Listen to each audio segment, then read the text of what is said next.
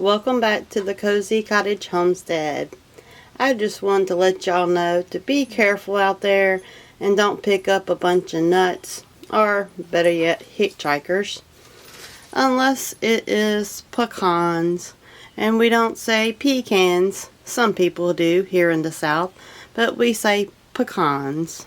So year round, harvesting something here on the homestead. I'm going to walk right out to the first pecan tree and show you how we pick up the pecans here on the homestead.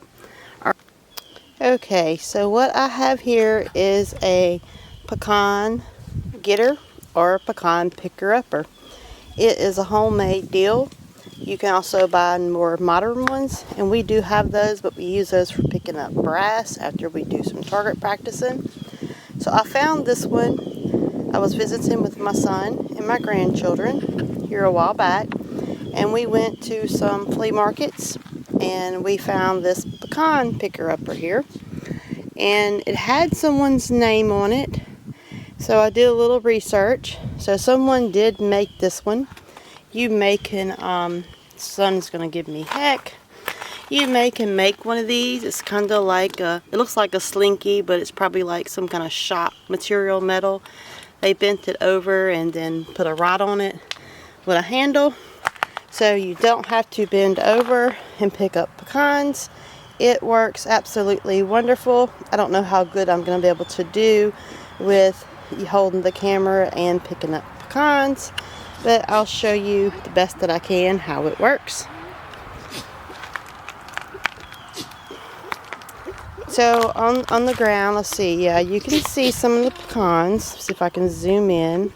So at night, the flying squirrels come into the pecan trees, and the nuts fall out, and then we've had some wind blowing.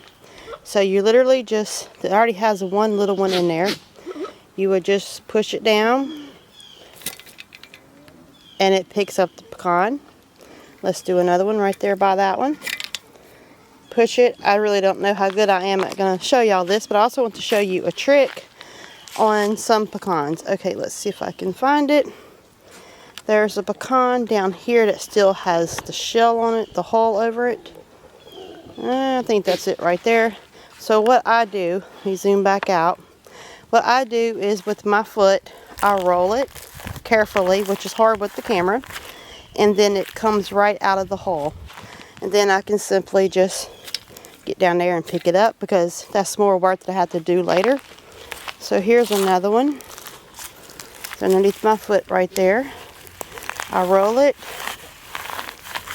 and it literally comes right out of the hull. Sometimes they don't fall come off whenever they hit the ground, but most of the time they do.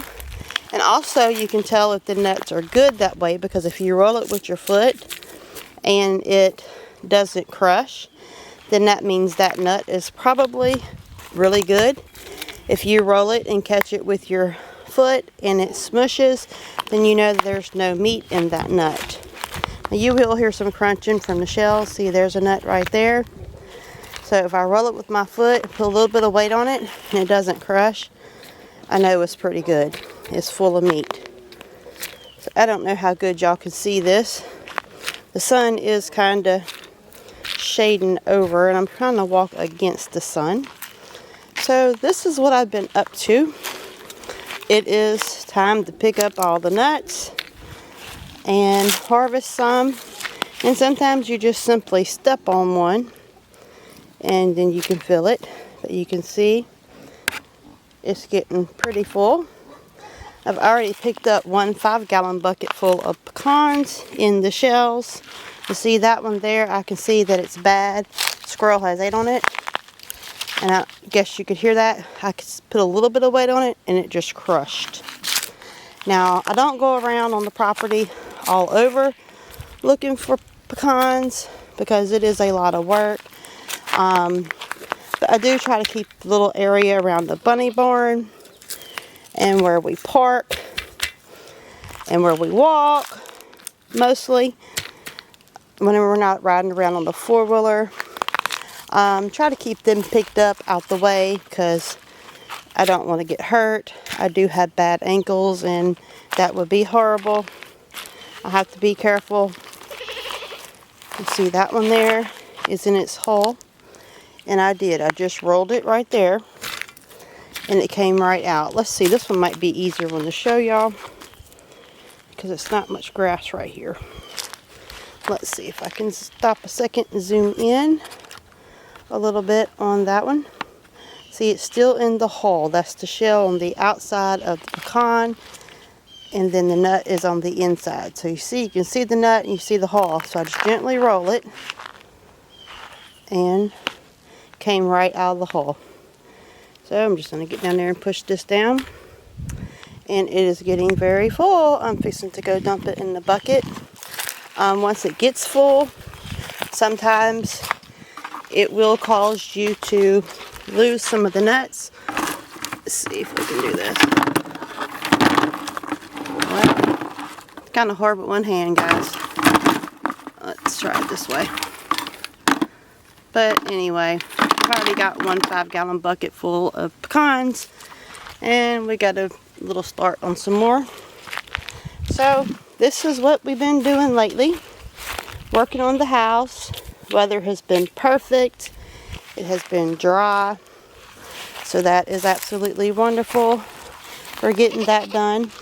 But there literally are pecans all over. I know, with the leaves on the ground, you probably can't see them as good as I can up here. Let me zoom this back out, probably making y'all seasick. Of course, the pigs, the goats are in rut, the deer are in rut. With everything around here is all wound up tight, wanting to have a party, I guess you could say. But we did let the goats breed with the buck again. We weren't going to do it this year, but we decided to go ahead and go for it and see, because we still have that new little buck, Mr. Regal. Really wanting to see what kind of offspring he throws off. Now the pigs, we have more than enough pork and enough pigs for probably wait till the next year. I mean, it's good having a freezer full of meat, but we just simply don't need it. We have a bunch of the pork canned up. And I guess I'm going to cut y'all off for a second. My dog's barking, probably FedEx or something. Okay, so I'll show you right here what I was talking about with the, oh my gosh, the pigs are so rotten. I think I'm going to give them something. Show you what I was talking about, how I roll them on with my foot so I don't have to bend over to pick up the nuts. This is a better view of what the Nut Picker Upper looks like. Not really sure the official name, Pecan Picker Upper. So when they're on the ground, some of them are still in their hull. And they're hard to crack out. Sometimes this one here seems like it's going to crack out easy. But sometimes they're still a little green, they're hard to crack out. So I just take my foot and I roll it on top of it. It won't work the same with my hand, not strong as my foot is, but it'll roll it, and then whenever you pick up the nuts with this, you'll have just nuts, you won't have to clean them out later. So that's why I do that. I roll it with my foot first to get that outer hole off of it. I'm not sure what the proper name of it is, but I think you get the idea. But we have plenty of nuts here on the homestead. I will probably get at least 2 more 5-gallon buckets off this one tree alone. The rest pretty much we just leave. And some of them are small, some of them don't make a lot of meat in the nut. The fruit trees, the nut trees here are still fairly young here on the homestead. But this is the beautiful one that we've been getting the most of the nuts from. And it has been doing wonderful at night. The flying squirrels get in it, even though we have some feeders here for them. But it works out good because it's been breezy and windy. So a lot of the nuts have been falling out the tree. So we've been able to get some before the squirrels have got them. And as you can see, we've been just as dry here as everyone else, which typically October is our dry month. So, of course, the bird bath is out of water, and it's a daily chore to keep refilling everything and to keep watering the things that we're trying to get a few vegetables like the purple hull peas, sweet potatoes, different things like that we kind of overwintering just to wait until it gets cold. I shouldn't say overwinter here, but right before the frost comes, we'll go harvest all of that stuff. But nevertheless, it's a lot of work even still in the fall. Always busy, always something to do, always every month, every season brings something new, a different chore, a different thing we have to harvest. So it's always something to do here on the homestead. But this is the pecans. There are different types of pecans, and I do not have the official name on these, but I know they're good. I didn't ask them what their name was, but they're good. I know they call some the paper shell pecans. They are tiny, tiny ones. They are harder to peel, but they have a more robust flavor. But these, we like them. They're larger. They are great for just eating, enjoying them, just sitting around, conversation piece, talking, cracking those pecans, hanging out, like in the good old days, sitting around shelling peas. So, hope everyone else is doing good. This is just a quick little video on what I've been doing, picking up the pecans. Want to show y'all my little gadget here that I bought. I think I paid $2 for it. And believe it or not, I walked around with it in my hand for it seemed like an hour. And everywhere I went, people kept asking me, what is that thing? What is that for?